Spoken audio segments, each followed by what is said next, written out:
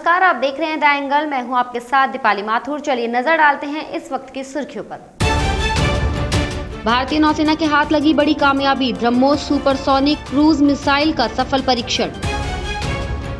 UP चुनाव से पहले भाजपा को लगा झटका, उत्तर प्रदेश सरकार में कैबिनेट मंत्री स्वामी प्रसाद मौर्य ने दिया इस्तीफा। झालावाड़ बारा से सांसद दुष्यंत सिंह ने मुख्यमंत्री अशोक गहलोत को लिखा पत्र, ओलावृष्टि से हुए नुकसान का सर्वे कराने की मांग। भरतपुर के कामा में नाबालिग से दुष्कर्म के बाद मृत्यु के मामले पर केंद्रीय मंत्री गजेंद्र सिंह शेखावत ने मुख्यमंत्री अशोक गहलोत से किया निवेदन, मामले में सीएम स्वयं ले संज्ञान। भारत को आज बड़ी कामयाबी मिली है। भारतीय नौसेना ने सुपरसोनिक ब्रह्मोस मिसाइल का सफल परीक्षण किया है। पश्चिमी तट पर तैनात नौसेना के लड़ाकू युद्धपोत INS विशाखापत्तनम से ब्रह्मोस मिसाइल का सफल परीक्षण किया गया है। भारतीय नौसेना के सूत्रों ने बताया कि ये मिसाइल का समुद्र से समुद्र में मार करने वाला वेरिएंट था। इसने अधिकतम रेंज और सटीकता के साथ लक्ष्य वाले जहाज पर हमला किया।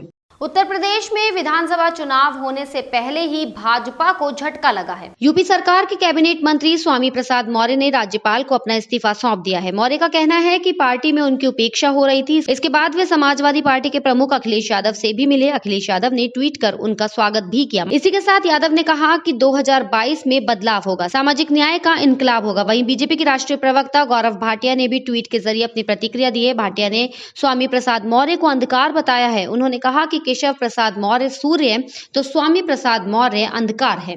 पंजाब कांग्रेस के कुछ पूर्व नेताओं ने आज दिल्ली स्थित बीजेपी मुख्यालय पर भाजपा की सदस्यता ग्रहण कर ली। कांग्रेस के पूर्व नेता अरविंद खन्ना, पंथ रत्न जत्थेदार गुरचरण सिंह टोहरा, मेमोरियल ट्रस्ट के अध्यक्ष कंवर सिंह टोधा, शिरोमणि अकाली दल के नेता गुरदीप सिंह गोशा और अमृतसर के पूर्व पार्षद धर्मवीर सरीन आज भाजपा में शामिल हो गए। इस मौके पर भाजपा के वरिष्ठ नेता और पंजाब प्रभारी गजेंद्र सिंह शेखावत भी मौजूद रहे। पंजाब विधानसभा चुनाव के लिए कांग्रेस ने 2 कमेटियों का गठन कर लिया है। इसके तहत सुनील जाखड़ को कैंपेन कमेटी का चेयरमैन बनाया गया है, तो वहीं प्रताप सिंह बाजवा को चुनाव घोषणा पत्र समिति का चेयरमैन बनाया है। इस समिति में 2 अन्य पदाधिकारी समेत 25 सदस्य शामिल। वहीं मैनिफेस्टो कमेटी में चेयरमैन समेत 20 सदस्यों को मनोनीत किया गया है।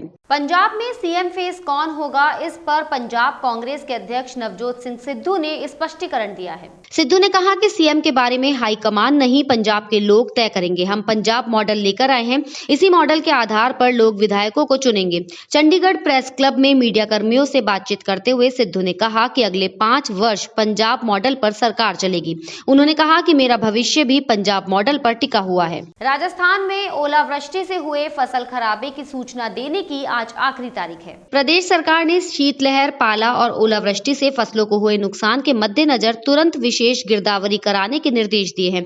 सरकार को कई जिलों में मिली फसल खराबे की प्राथमिक सूचना पर मुख्यमंत्री अशोक गहलोत ने राजस्थान के अलग अलग जिलों में फसल खराबे का आकलन कर प्रभावित किसानों को नियमों के मुताबिक मुआवजा देने के लिए जल्द से जल्द विशेष गिरदावरी कराने को कहा है। बांसवाड़ा जिले के दौरे पर रहे प्रभारी मंत्री भंवर सिंह भाटी आज सर्किट हाउस पहुंचे। यहां पर पार्टी कार्यकर्ताओं ने उनका जोरदार स्वागत किया। इसके बाद भाटी ने जिला कलेक्ट्रेट सभागार पहुंचकर अधिकारियों के साथ मीटिंग ली। इस दौरान सरकार की योजनाओं का बखान करते हुए जिले की गतिविधियों पर विस्तार से चर्चा की गई। उन्होंने सरकार के 3 साल बेमिसाल का जिक्र भी किया। देखिए, राजस्थान में पिछले 3 सालों में हर क्षेत्र में विकास के बहुत सारे काम हुए हैं और मैं समझता हूं कि बांसवाड़ा ज़िले में भी बहुत सारे अलग अलग जो यहाँ की पुरानी मांगे हैं उनको पूरा किया गया है। जहाँ तक आपने जिस रोड का जिक्र किया है, तो निश्चित रूप से आने वाले समय में हमारी कार्य योजना में जो भी नॉन पैचेबल सड़कें हैं, जो खराब सड़कें हैं, उनके लिए भी सरकार के द्वारा काम किया जाएगा और उनको जल्दी से जल्दी ठीक किया जाएगा। झालावाड़ बारा से सांसद दुष्यंत सिंह ने मुख्यमंत्री अशोक गहलोत को पत्र लिखा है। दुष्यंत सिंह ने पत्र में झालावाड़ बारा संसदीय क्षेत्र में भारी बारिश और ओलावृष्टि से हुए नुकसान का सर्वे करवाने तथा किसानों को उचित मुआवजा प्रदान कर राहत दिलाने का निवेदन किया है। सिंह का कहना है कि गरीब किसानों ने इस महंगाई में खाद बीज खरीद कर फसल तैयार की थी, जो भारी बारिश और ओलावृष्टि के कारण नष्ट हो गई। एक तरफ किसान कोरोना महामारी से जूझ रहे हैं, वहीं दूसरी ओर ओलावृष्टि ने उनकी आर्थिक स्थिति को गहरा आघात पहुंचाया है। भरतपुर के कामा में एक नाबालिग के साथ सामूहिक दुष्कर्म के बाद मृत्यु का मामला सामने आया है। इस पर केंद्रीय मंत्री गजेंद्र सिंह शेखावत ने मुख्यमंत्री अशोक गहलोत से मामले में स्वयं संज्ञान लेने का निवेदन किया है। शेखावत ने कहा कि मामले की हर पहलू से निष्पक्ष जांच होनी चाहिए। इसी के साथ उन्होंने नाबालिग बच्ची के निधन पर शोक भी जताया। उन्होंने कहा कि ये अमानवीय घटना सामाजिकता पर वज्राघात है। परिजनों ने आरोपियों के संदर्भ में जो कहा है और वो भी शर्मसार कर देने वाला है कि हमारे बीच ऐसे भी सामाजिक कंटक रहते हैं। राजस्थान पुलिस कस्टडी में हो रही मौतों को लेकर उपनेता प्रतिपक्ष राजेंद्र राठौड़ ने राज्य सरकार पर निशाना साधा है। राठौड़ ने ट्वीट कर कहा कि ये लचर कानून व्यवस्था का प्रमाण है। 15 दिन पहले लोहावट जोधपुर में पुलिस कस्टडी में राजू नायक की मौत के बाद अब नागौर के कुचामन में पुलिस कस्टडी में युवक की मौत के मामले में पुलिस की कार्यप्रणाली संदेह के घेरे में है। इसी के साथ उन्होंने कहा कि कानून व्यवस्था की जिम्मेदारी पुलिस प्रशासन की होती है, लेकिन पुलिस खुद ही कानून का उल्लंघन कर रही है, जो कि शर्मनाक है। राजस्थान में SC/ST अत्याचारों और साइबर क्राइम में भी बढ़ोतरी हुई है।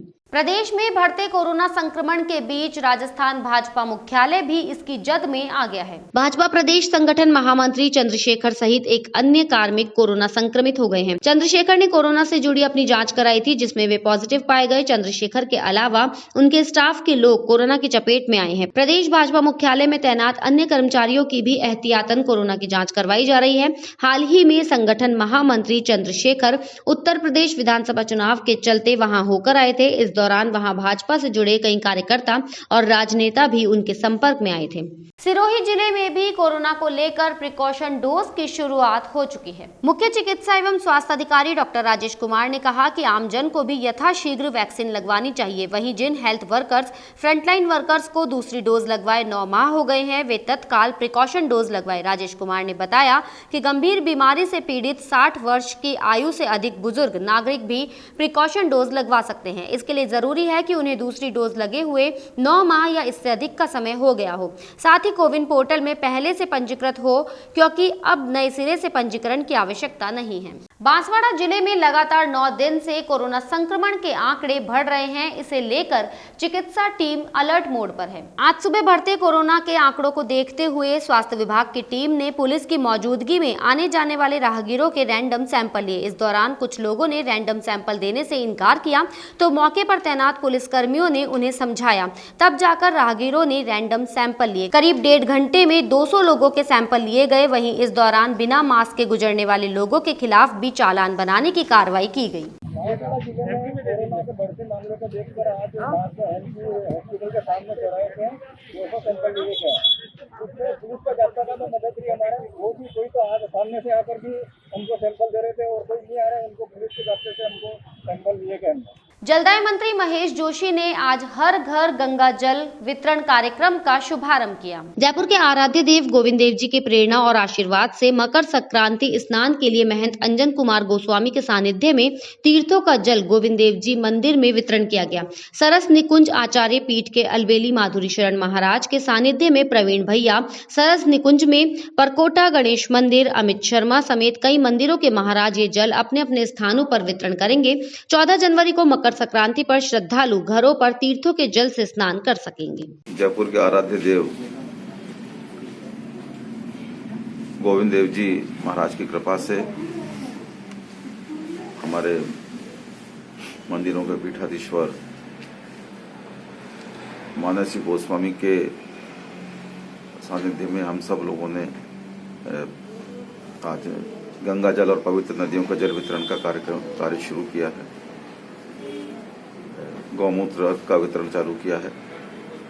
मुझे सभी महात्माओं ने, साधु संतों ने ये भेंट करके आशीर्वाद दिया है और ये पिछले साल भी ये कार्यक्रम चला था।